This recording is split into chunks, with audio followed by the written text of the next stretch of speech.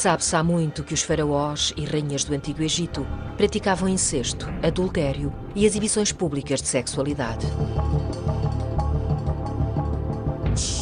Mas não era apenas a realeza. Os especialistas estão a desvendar provas de que o sexo era praticado por toda a sociedade egípcia.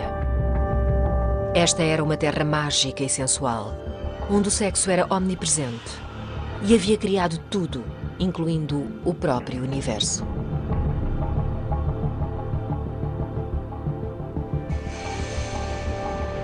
O sexo na Antiguidade.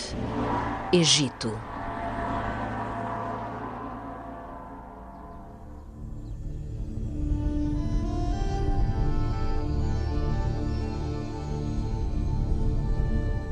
O faraó Ramsés II foi o maior de todos os faraós egípcios e não há dúvida que tinha uma vida sexual exigente. Casou com inúmeras princesas trazidas de terras longínquas, mulheres exóticas da Núbia, da Líbia e da Babilónia. Também se casou com 3 filhas suas e com a sua própria irmã.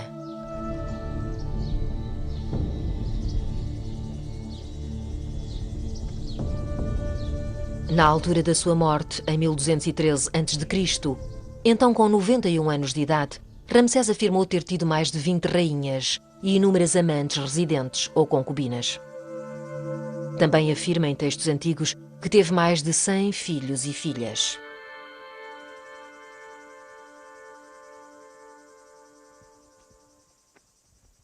Ken Twiggs é um arqueólogo norte-americano que passou os últimos 10 anos no Vale dos Reis do Egito a tentar verificar estas afirmações arrojadas. Há um texto que nos diz que, quando Ramsés II fez 15 anos de idade, o seu pai ofereceu-lhe uma esposa, cerca de 12 concubinas e as chaves de todos os haréns do reino. Se bem me lembro, quando eu fiz 15 anos, ofereceram-me uma camisa. Ramsés viu-se subitamente rodeado por todas estas mulheres. Desde o seu nascimento, Ramsés estava destinado à grandiosidade. Enquanto criança, era sempre mostrado a conduzir um boi, e para o seu povo era exatamente isto que ele era. O único e grande homem que poderia garantir que os deuses iriam abençoar o Egito e torná-lo próspero. Se imaginarmos, por exemplo, uma ampulheta com os deuses na parte de cima e os humanos, nós os mortais, na parte de baixo, o faraó representa a passagem estreita entre as duas, e a comunicação entre esta vida e a próxima, entre os mortais e os deuses, tinha de passar pelo faraó. Ele era o próprio meio de comunicação. Isto colocava-o numa posição extremamente importante. Os deuses davam a conhecer os seus desejos à humanidade através do faraó, e a humanidade dava a conhecer aos deuses os seus desejos através do faraó. Ele era, de certa forma, o grande comunicador, e o nascer e o pôr do sol, a lua crescente e minguante, o sucesso da inundação anual do Nilo, tudo isto dependia do faraó e da sua capacidade para transmitir mensagens entre estes dois níveis. Uma das funções mais importantes do faraó era assegurar que os deuses traziam fertilidade à terra e ao rio Nilo. Numa cerimónia anual, ele masturbava-se para a água. A fertilidade do faraó estava intimamente ligada ao sucesso das colheitas. Para o seu povo, o vigor sexual do faraó, o seu deus na terra, era vital, pois acreditavam que o seu mundo tinha sido criado por intermédio do sexo.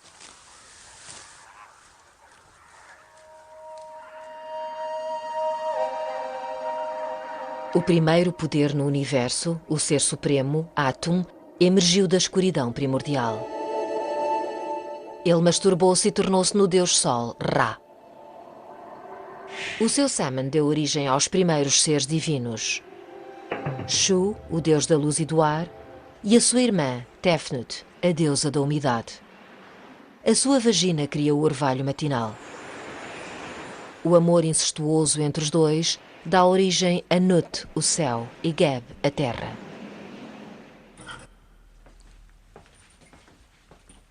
O Dr. Richard Parkinson, do Museu Britânico, é um especialista nos deuses do Antigo Egito. A atividade sexual era muito importante nos mitos egípcios da criação. Vemos aqui uma imagem do cosmos, onde a deusa do céu, Nut, que está nua, se arqueia sobre Geb, o deus da terra. Normalmente ele aparece deitado no chão, mas aqui vemos claramente que ele se eleva em direção à sua esposa e a sua união produz a geração seguinte de deuses que dá início a toda a história egípcia após a criação do cosmos.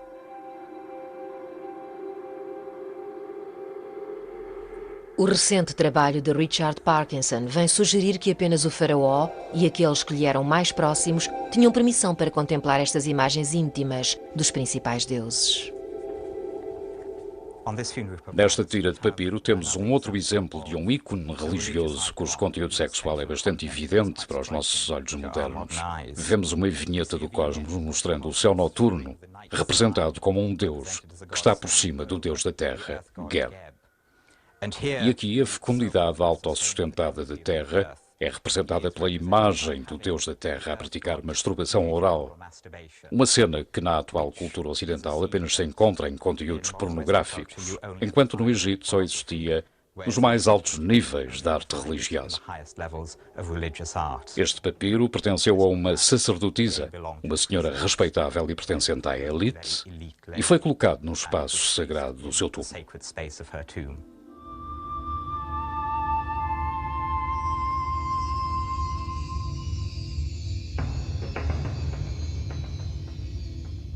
A mulher mais importante do Egito foi o primeiro amor de Ramsés, a sua grande rainha Nefertari.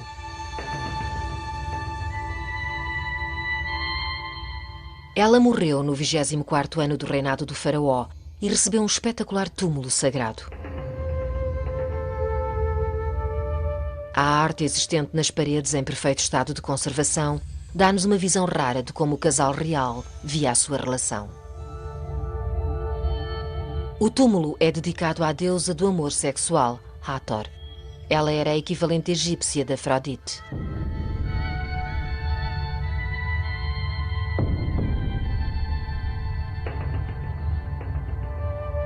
A rainha Nefertari e a deusa Hathor estão caracterizadas com o mesmo tamanho. Um ponto que só por si diz muito. Na arte egípcia dos templos, o tamanho é importante.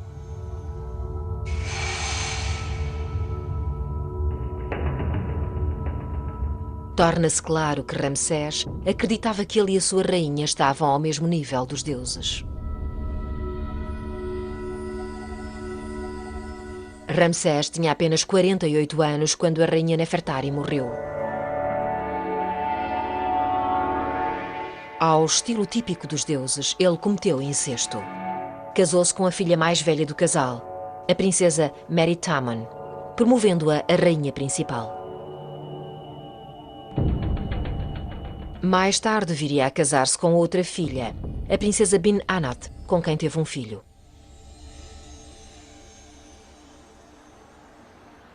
Ramsés levou muito a sério o seu papel como símbolo supremo da fertilidade do Egito. Ken Twiggs tem esquadrinhado o Egito à procura de indícios da vida íntima de Ramsés. Em pelo menos 10 templos diferentes espalhados pelo Egito, ele mandou gravar nas paredes cenas com procissões de filhos. Num dos templos temos pelo menos 29 deles, mas também procissões das suas filhas. Em cada um dos casos ele lista-os, faz representações deles por ordem de nascimento, atribui-lhes nomes e os respectivos títulos. Nenhum faraó, antes ou depois dele, dedicou tamanha atenção aos seus filhos como Ramsés. Surgem frequentemente em textos históricos que ele escreveu sobre as atividades do seu reinado. Mas tem sido difícil verificar essas afirmações. O túmulo de Ramsés, no Vale dos Reis, foi destruído há muito por inundações. Porém, o seu corpo, com 3.500 anos, encontra-se aqui no Museu de Antiguidades do Cairo.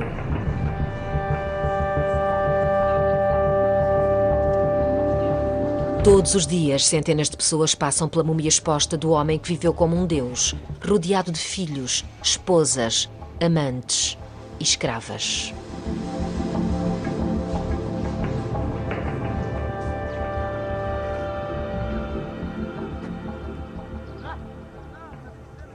Para o comum dos egípcios, a vida era muito mais simples. O faraó detinha sempre um papel muito especial na sociedade egípcia. E aquilo que era a norma para Ramsés, que tinha imensas esposas e filhos, não era a norma para grande parte dos oficiais ou das pessoas mais humildes. Para a maioria, a vida era uma luta diária pela sobrevivência. A forma como viam o sexo e o casamento há muito que se mantém um mistério. Agora, provas cruciais que têm estado guardadas há anos estão a ser analisadas e vistas por um outro prisma. E revelam que as pessoas normais do Egito levavam vidas tão sensuais e eróticas como os faraós.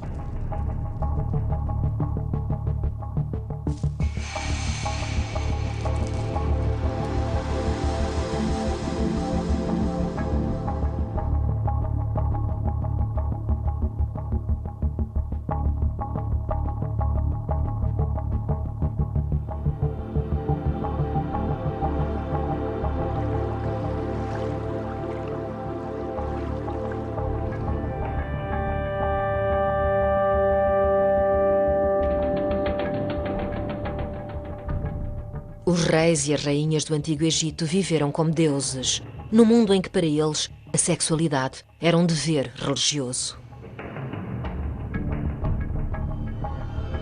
Mas pouco se sabe sobre a forma como o resto da população vivia e amava. Grande parte das provas perdeu-se ao longo dos tempos.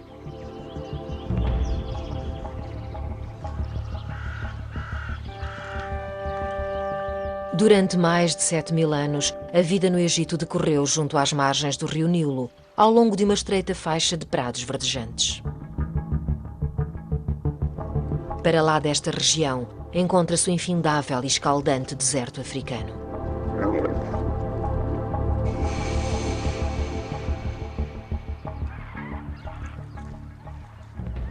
À exceção de alguns túmulos e templos reais, todos os edifícios do Egito foram construídos utilizando tijolos de argila.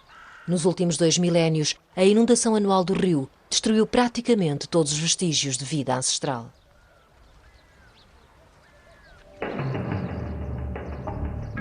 Contudo, a pequena aldeia de Deir el-Medina é uma autêntica arca do tesouro.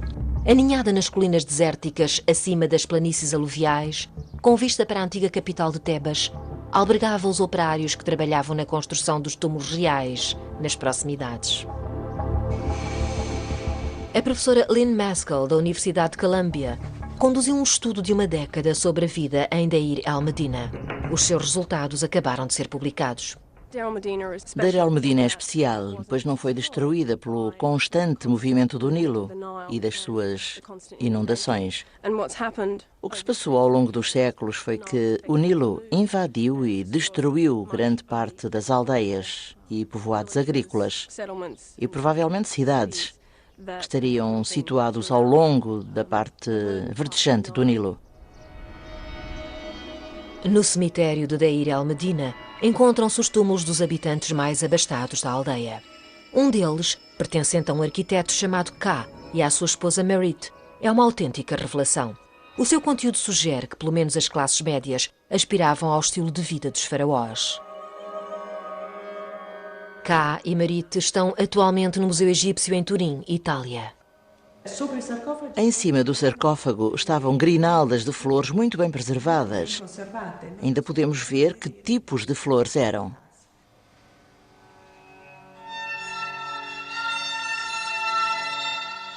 O ar seco do deserto preservou na perfeição cada um dos itens existentes no interior do túmulo de 3.500 anos do casal. Parece que as classes médias de Deir el-Medina investiam grande parte dos seus rendimentos na sua aparência física.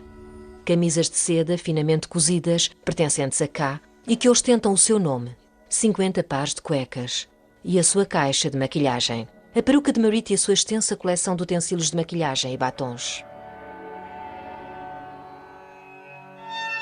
Os exames de raios-x efetuados aos seus corpos mumificados também mostraram os seus objetos mais íntimos. Este colar é provavelmente feito de fios de ouro e conchas. E as conchas serão também de ouro. Este tipo de concha é um ornamento tipicamente feminino, pois representa a sexualidade feminina. Há também brincos, anéis e outros objetos, e no peito de K existe este escaravelho, o famoso escaravelho em forma de coração. Teria provavelmente uma inscrição, tal como os brincos, anéis, etc.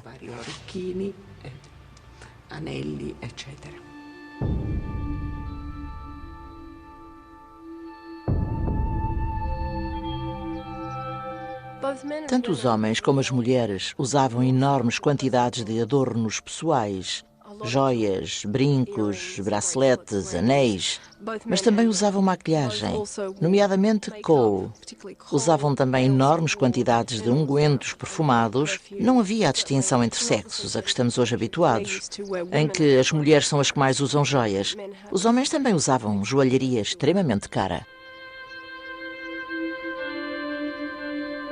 Este desejo de levar uma vida de qualidade também se torna evidente a partir do túmulo próximo de um chefe operário chamado Ipi. Nas paredes podem ver cenas de um banquete luxurioso. Ideias de beleza, sexualidade, todas estas coisas transmitem uma imagem sensorial. Flores, certos aromas, perfume, que nos dão uma noção de como terá sido o banquete. Haveria música, vinho, talvez vinho com infusão de flores de lótus, mas também todo o tipo de substâncias inebriantes. Portanto, isto foi uma experiência bastante emocionante.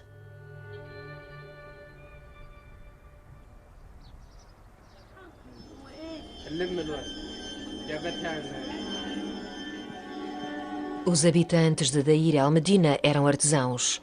Como trabalhavam para o faraó, construíam os seus pequenos túmulos com o estilo real. Mas também deixaram para trás indícios das suas vidas diárias e rotineiras. A aldeia em si estava repleta de decorações nas paredes, cartas abandonadas, documentos reais e textos oficiais. Recolhemos um documento de recenseamento que nos indica quantas pessoas estavam registadas nestas casas. Dá a entender que eram famílias tradicionais, com avós, tios e por aí fora. Mas penso que estas famílias eram formadas por bastantes elementos. E se olharmos para a informação genealógica, podemos verificar que os casais tinham 9 ou 10 filhos.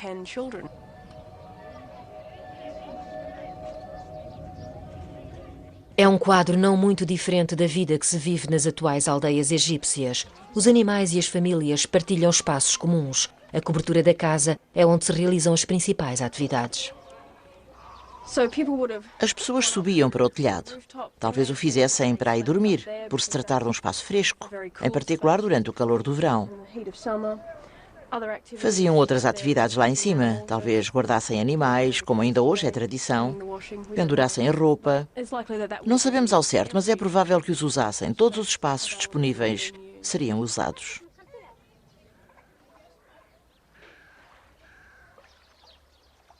Apesar de existirem semelhanças entre os aldeões modernos e do Antigo Egito, as suas atitudes relativamente ao sexo não podiam ser mais diferentes. Quando o francês Bernard Bruyère escavou em Deir el-Medina pela primeira vez, na primeira década do século XX, descobriu repetidamente em todas as casas imagens eróticas exibidas abertamente.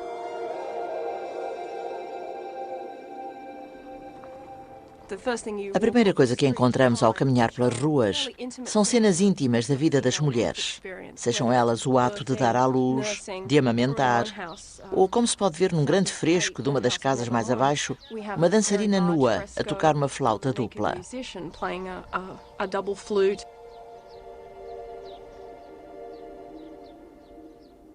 Trata-se de imagens com grande simbolismo, com uma grande carga erótica e ritual. Algo a que normalmente não associaríamos a uma casa de família, ou pelo menos à sua divisão pública. Para além de pinturas sensuais nas suas paredes, Deir el-Medina estava repleta de estranhos objetos rituais, usados possivelmente em cultos de fertilidade. Isto são bonecas de madeira em forma de remo que durante muitos anos foram consideradas brinquedos de crianças, por serem pequenas imagens de mulheres, muitas vezes com penteados elaborados. Mas percebemos que são objetos sexuais. a genitália da mulher é mostrada de forma bastante clara e destacada.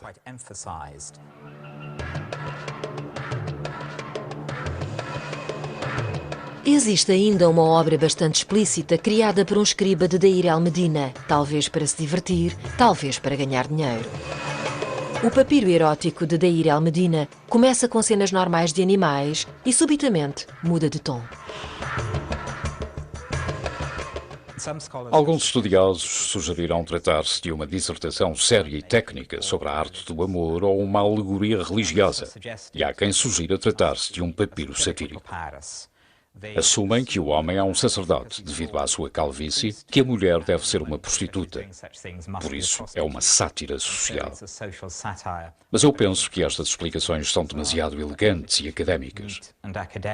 Parece realmente dominado por um sentido de humor e de paródia, e o homem é mostrado com um faulo incrivelmente flexível, um aspecto que se vê frequentemente em contextos humorísticos.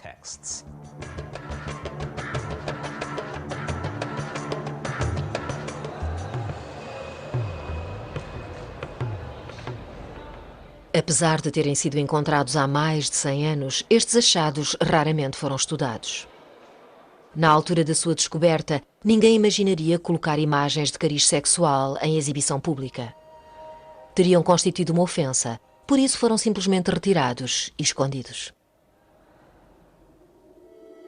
O período vitoriano, nos finais do século XIX, foi o apogeu da arqueologia egípcia.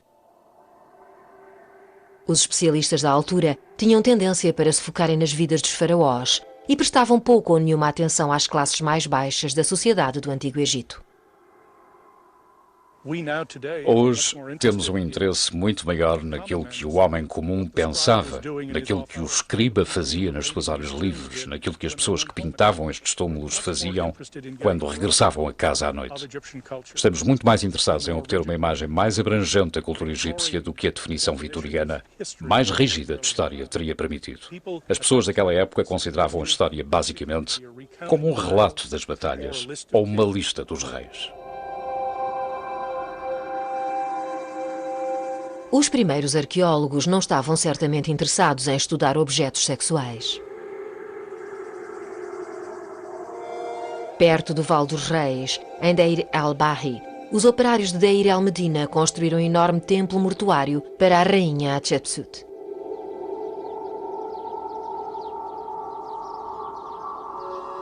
Num refúgio sagrado dedicado à deusa Hathor, os arqueólogos descobriram um vasto depósito de pénis de madeira, que terão sido usados em ritos de fertilidade.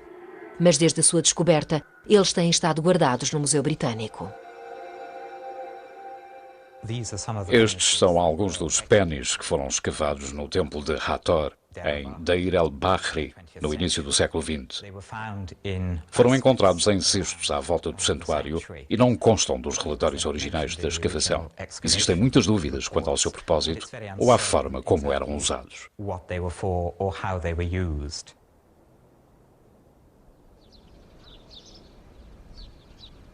Exatamente acima do templo existem grutas que os operários de Deir el-Medina usavam para se abrigarem do sol do meio-dia. Numa delas existe um exemplo de grafite do Antigo Egito. O professor Mohamed El-Bali, diretor de Antiguidades do Vale dos Reis, mantém a gruta fechada ao público.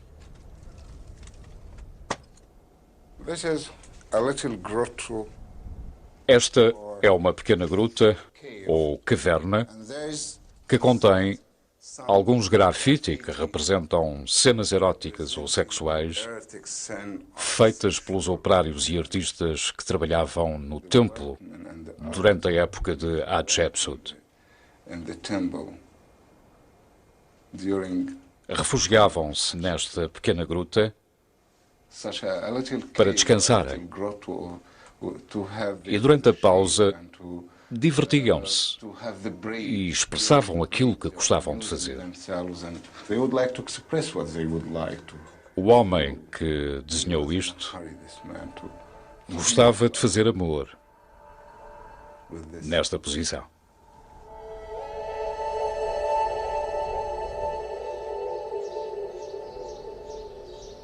A As imagens explícitas faziam parte de toda a vida egípcia, desde os tempos reais até às grutas dos trabalhadores. Mas até hoje ninguém se dedicou a descobrir porquê. Ao olhar para trás, é fácil de perceber que talvez as reservas iniciais acerca deste material terão impedido o seu estudo. De certa forma, foi isso que aconteceu, mas cada época tem áreas da vida em sociedade sobre as quais prefere não falar. Todavia, os artefactos e manuscritos encontrados em Deir el-Medina começam a revelar uma imagem mais clara da razão pela qual os antigos egípcios eram tão obcecados com o sexo. Irei permitir que vejas a minha beleza, vestida com uma túnica do mais fino linho embebido em óleo de canela.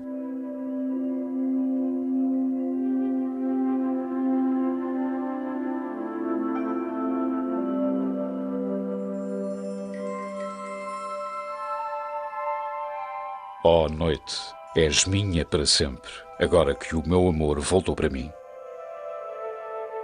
Eu beijo-a e os seus lábios entreabrem-se. Estou feliz, mesmo sem cerveja.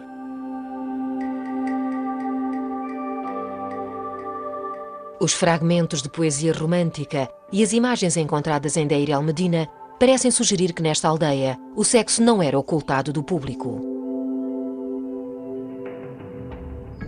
De facto, poderá nem sequer ter sido ocultado às crianças. Existem imagens onde vemos um casal a fazer sexo com crianças pequenas a assistirem à sua volta.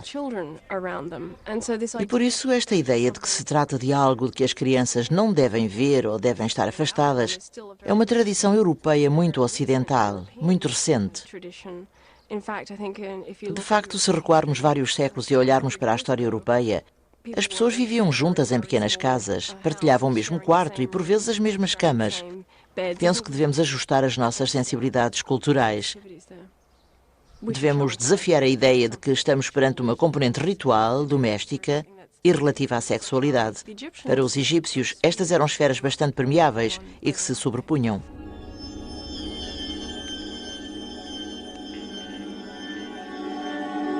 Quanto mais estes achados de Deir el-Medina são estudados, mais nos parecem dizer que o Egito foi um reino onde a sexualidade não era punida, como em sociedades posteriores.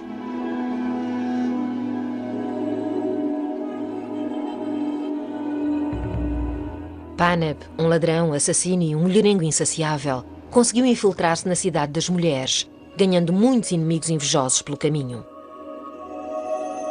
O seu comportamento foi denunciado às autoridades e encontra-se registado num documento do Tribunal de Deir el-Medina.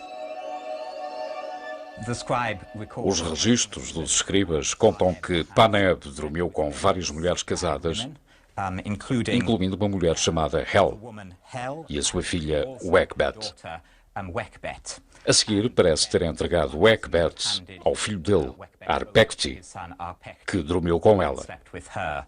E penso que o escriba se diverte com estes relatos ao fazer sobressair o nome de Paneb. Quando no início destas linhas ele escreve as palavras ter sexo com Ek, falo com um floreado exuberante, dando a entender que está a gostar de falar sobre o caso de Paneb. Mas as coisas ficaram-se por aí. Tratou-se apenas de um caso merecedor de registro e não de punição. Em sociedades posteriores, tal infidelidade teria sido considerada um crime, mas não no Antigo Egito. Era algo desrespeitoso, algo vergonhoso, mas eles tinham uma atitude muito prática. O adultério era comum, o mundo não ia acabar por causa disso e não justificava a morte como castigo. E enquanto o casamento era visto como a união ideal, os registros da cidade mostram que o divórcio também era abordado de forma prática. Vemos que existiam casamentos consecutivos e que era bastante comum as pessoas casarem-se 3 vezes. Conhecem-se casos de indivíduos, também mulheres, que se casavam com homens diferentes em alturas diferentes e que tinham casos. A noção do próprio casamento parece ter sido bastante informal. A frase usada para o casamento era criar uma família juntos e não existiam cerimónias formais de casamento. As pessoas limitavam-se a viver em conjunto. Não existiam códigos legais, códigos maritais ou contratos maritais nesta época. Lynn Maskell descobriu ainda alguns acordos invulgares de coabitação em Deir el-Medina, que mesmo nos dias de hoje consideraríamos pouco habituais. Há certos textos que sugerem a existência de outras mulheres que seriam criadas domésticas ou escravas e que eram trazidas quando a mulher da casa ficava grávida. Ou seja, o marido podia ter um filho que passava a fazer parte da família e, por vezes, quando essas crianças casavam com pessoas importantes, a escrava ou criada também via o seu estatuto melhorado e tornava-se membro da família. Havia, portanto, vários tipos de pactos que nos poderão impressionar por serem muito diferentes ou inapropriados, porém, tudo parecia funcionar bem para os egípcios. A maioria dos egípcios era de tal forma liberal que nem sequer pareciam dar importância à virgindade. Em muitas sociedades mais recentes, a virgindade era vista como um requisito essencial para uma mulher se casar. No Antigo Egito, isso parece não ter existido, nem mesmo enquanto ideia. Não há qualquer conceito articulado nos textos de que dispomos que fale sobre a virgindade ou, que eu saiba, de crianças ilegítimas ou disputas de paternidade. Existe, isso sim, uma grande ênfase na fertilidade, em ter filhos, em ser fértil. Não vemos que haja uma noção de discriminação como se viria mais tarde verificar nas sociedades medievais. Até onde vai esta ênfase na fertilidade, não se sabe. Alguns estudiosos sugerem que poderá ter levado a um ambiente de despreocupação em que se tolerava um grande leque de atividades sexuais. No mundo coeso da corte do faraó, acreditava-se que os próprios deuses se entregavam à homossexualidade.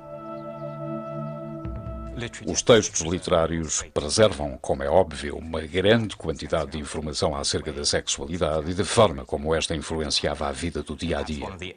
E talvez uma das primeiras salas de chat, digamos assim, da história da humanidade venha de um papiro onde um deus está a tentar seduzir um outro deus. É uma das primeiras conversas homossexuais da história, onde o deus Seth diz para o seu parente, o deus Horus, que bonito é o teu traseiro. Nefui, Hekwiki.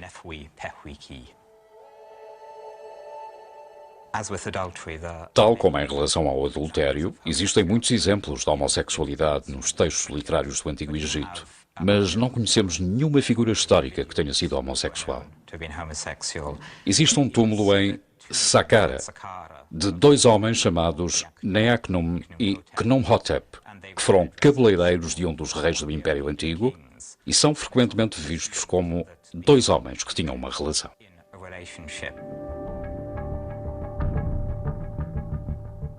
Homossexualidade, adultério e divórcio, práticas que mais tarde viriam a ser consideradas como transgressões por outras religiões. Mas no Antigo Egito, os valores sexuais parecem ter sido muito mais liberais. Uma pista para justificar tal atitude encontra-se na própria terra. A vida no Egito era precária. As secas eram comuns. A mortalidade infantil era elevada. A fertilidade da terra e das pessoas era uma preocupação constante. Os egípcios não se podiam dar ao luxo de serem restritivos ou retraídos no que diz respeito ao sexo. Todas as imagens da atividade sexual são bastante positivas. É uma fonte de criação, fertilidade e não raras vezes de proteção. No geral, a sexualidade não era vista como algo negativo. Dadas as provas existentes na aldeia, o uso de linguagem figurativa, o uso de imagens nos túmulos e as histórias mitológicas sobre a criação do mundo, julgo que é justo dizer que a sexualidade fazia parte de muitos aspectos da vida diária. Não era uma esfera à parte, articulada, diferente e clandestina, como nós a vemos. Embora seja errado vê-los como uma sociedade extremamente liberal, não queremos torná-la uma utopia sexual. Tratava-se apenas de uma cultura diferente, tal como seria de esperar de uma civilização que existiu há milhares de anos. Para os antigos egípcios, o sexo era uma parte tão banal da condição humana que não era necessário haver longos debates. Não havia psicanalistas no Antigo Egito a falar sobre fantasias sexuais, sobre o seu significado e por aí fora.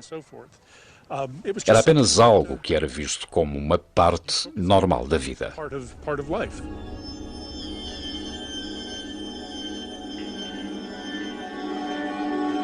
Os antigos egípcios estavam longe de ser complexados ou de sentirem culpa com o sexo.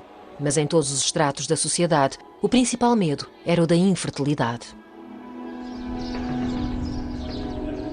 O faraó e a sua corte podiam contar com o apoio dos deuses, mas os simples cidadãos não podiam frequentar os templos reais. Em vez disso, recorriam ao apoio de deuses menos importantes e à magia.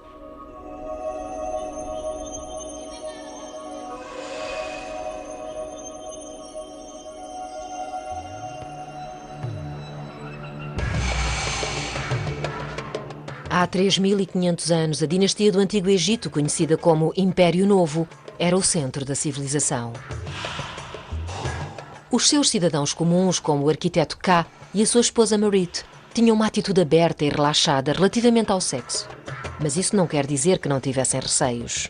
Um dos parceiros podia ser infértil, ou poderia haver complicações durante o parto. Todo o processo exigia a proteção da magia.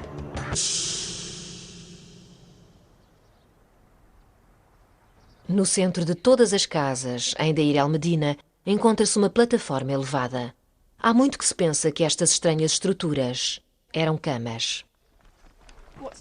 O que muitas casas da aldeia têm de característico são estas estruturas estranhas e enigmáticas, a que Bruyère chamou de le clos, ou camas delimitadas.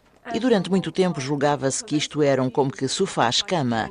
Se olharmos para o tamanho delas, concluímos que seria bastante claustrofóbico uma pessoa aventurar-se a dormir numa delas. Lynn Maskell acredita que estas estruturas eram altares utilizados no culto de deuses secundários da fertilidade. Isto era provavelmente um local de culto, muitas vezes caiado e pintado com imagens do deus Bes. O deus Bes tem uma aparência bastante grotesca e é possível que assim seja para afastar os demónios. Em particular, a língua de fora parece ser um gesto relativamente agressivo. Penso que é o mais próximo que temos de uma religião popular no Antigo Egito. Bes era utilizado pelos egípcios normais para afastar demónios que se escondiam para além do mundo visível. As doenças, as secas, a morte, a fome ou o infortúnio eram vistos como obras de demónios, espíritos malignos ou até mesmo de fantasmas de parentes amargurados. Uma mulher com posses como Merit podia optar por afastá-los, pagando a uma dançarina da aldeia para efetuar um ritual em honra de Bes. Podemos chamar-lhes cultos locais, divindades locais. As pessoas podiam dirigir-se a altares ou efetuar certos tipos de oblações e práticas em casa, oferecer água e alimentos, coisas do género.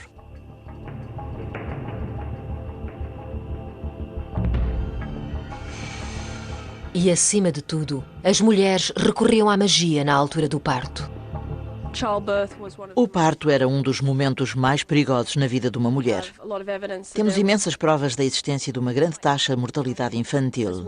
Havia uma verdadeira necessidade de efetuar rituais e obter proteção de amuletos.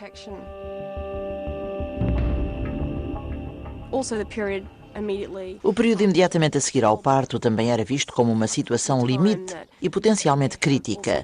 Obviamente em termos de saúde para a mãe e para a criança, mas também relativamente aos demónios, espíritos, entidades, etc., que poderiam vir reclamar a criança.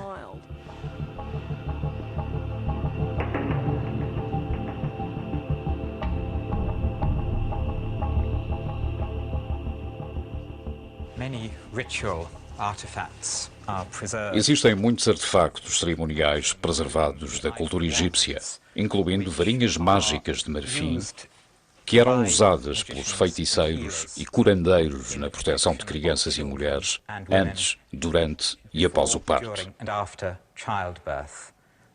Podemos ver que existiam vários demónios que podiam ser invocados pelo feiticeiro para propósitos de proteção. No reverso deste, há uma inscrição que diz que se destina à proteção de uma criança. Os homens do Antigo Egito também usavam a magia para garantir que tinham filhos. A sua principal preocupação, tal como em muitas outras sociedades, era ter um herdeiro varão. Um dos feitiços que um homem podia fazer para conseguir que uma mulher dormisse com ele envolvia misturar óleo com aroma de rosas e peixe do Nilo seco e moído, e em seguida untar a cabeça com a mistura.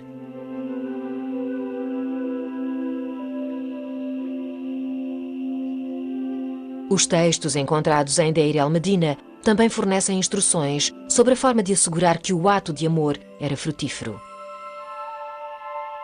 Homens como Ká podiam escrever feitiços na sua pele, pedindo aos deuses que abençoassem o casal. Ao lamberem os feitiços, tornavam-nos ainda mais potentes.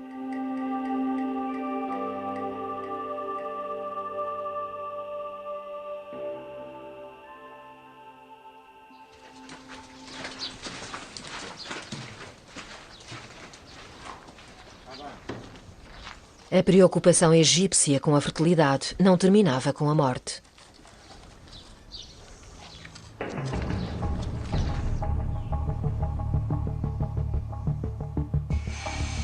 Alguns rituais associados à morte são os mesmos efetuados em cerimónias de nascimento e na celebração anual em que a vitalidade do faraó era renovada.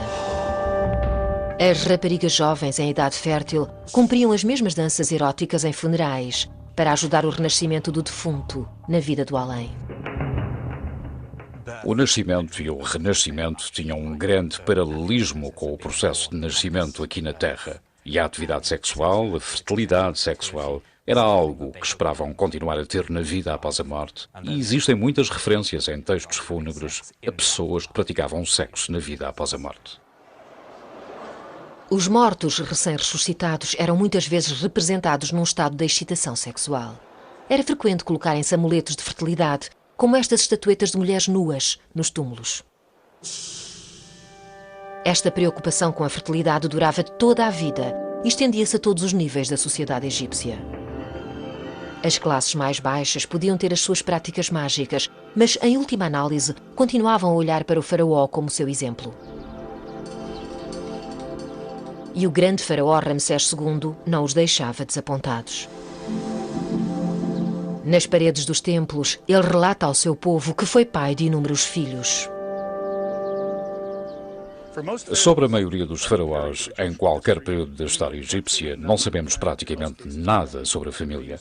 Em muitos dos casos, nem sequer sabemos o nome das suas mulheres ou filhos. Temos uma grande dificuldade em tentar descobrir as relações genealógicas. Não sabemos onde muitos dos filhos e filhas destes reis foram sepultados, mas já o mesmo não acontece com Ramsés II. Ele esforçou-se imenso para colocar os seus filhos num lugar de destaque. Pelo menos os filhos das suas principais esposas. Os filhos, os homens jovens que podiam ambicionar ao trono. E no que diz respeito aos seus filhos, ele ofereceu-lhes funerais de grande realce, aqui no Vale dos Reis.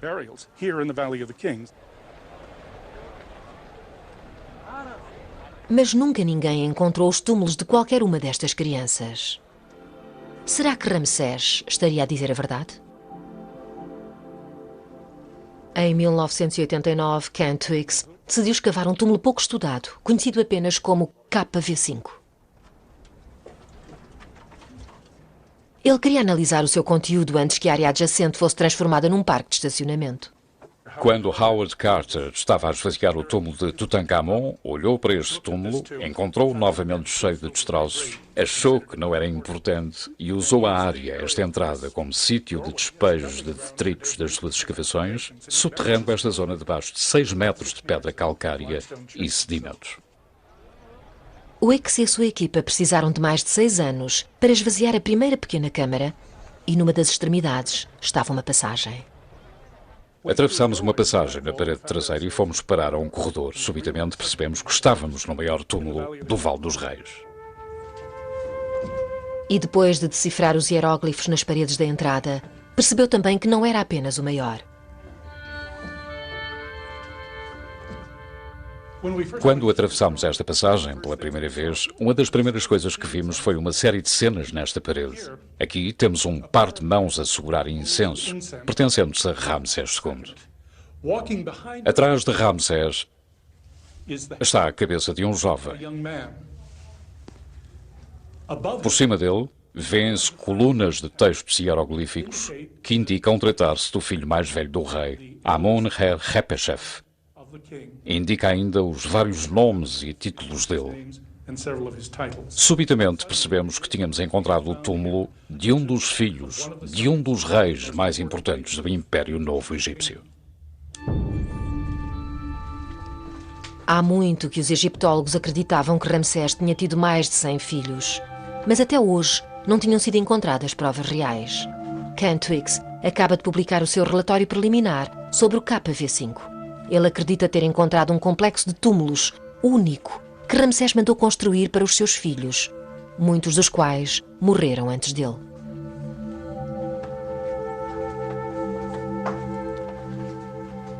Parece ser o único mausoléu de família de todo o Antigo Egito. Vejam, por exemplo, esta magnífica figura da deusa Hathor. É um rosto belíssimo. Infelizmente, como se situa na boca do vale, foi severamente danificado por cheias repentinas.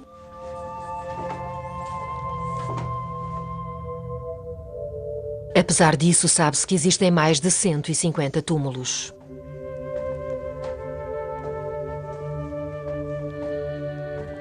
Este prolonga-se por mais 30 metros, pelo menos mais 100 pés, para o interior da encosta.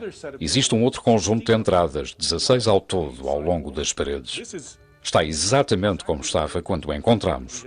Não fizemos nenhuma escavação neste corredor. A equipa ainda só escavou alguns, mas já encontrou os túmulos de 6 dos filhos de Ramsés e os restos mortais de 4 deles. Encontramos também ossadas, restos mumificados de 4 dos filhos de Ramsés II. Este é um dos crânios. Está muito degradado e ainda não o limpamos. Não gosto de desmexer. Temos um outro aqui, o crânio e a mandíbula estão embaixo. Estou certo que este também é um filho de Ramsés II. Há ainda um esqueleto completo que se encontra num poço na segunda divisão do túmulo que nós tapamos outra vez para evitar qualquer tipo de contaminação. Esperamos vir a fazer algumas análises genéticas, ou pelo menos radiológicas e estatísticas destes restos mortais, e compará-los com os restos mumificados de Seti I, Ramsés II e Meremptah, de quem todos estes indivíduos terão sido familiares.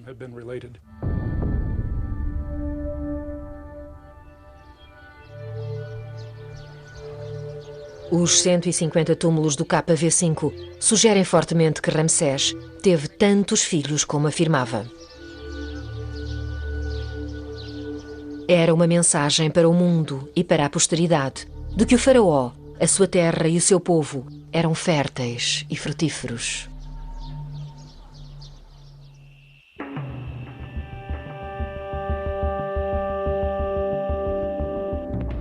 O sexo no Antigo Egito fazia parte da vida do dia-a-dia, da religião real, dos rituais populares, das famílias e até mesmo dos espaços públicos.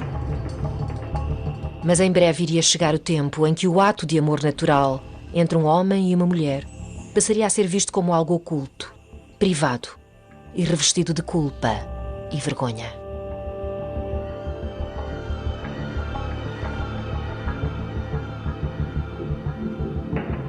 Versão portuguesa via satélite.